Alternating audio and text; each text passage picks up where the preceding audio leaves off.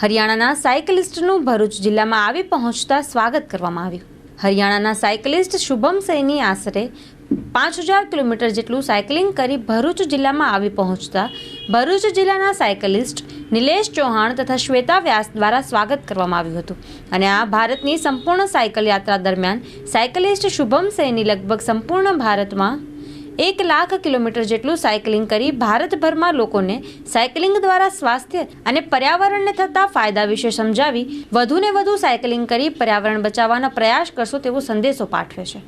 નમસ્તે, મારું નામ શ્વેતા વ્યાસ છે। આજે ભરૂચમાં હું અને બીજા સાયકલિસ્ટ નિલેશભાઈ, ભરૂચમાં એક સાયકલિસ્ટ શુભમ સૈની અને બીજા છે જે ટ્રેક્ટર પર ઓલ ઓવર ઇન્ડિયા ટ્રાવેલ કરે છે, અજયભાઈ અને વિપિનભાઈ, એમનું સ્વાગત કરીએ છીએ। બંને જણા સૈનીભાઈ સાયકલ પર આખું ઇન્ડિયા ફરી રહ્યા છે અને આ લોકો ટ્રેક્ટર પર આખું ઓલ ઓવર ઇન્ડિયા ફરી રહ્યા છે।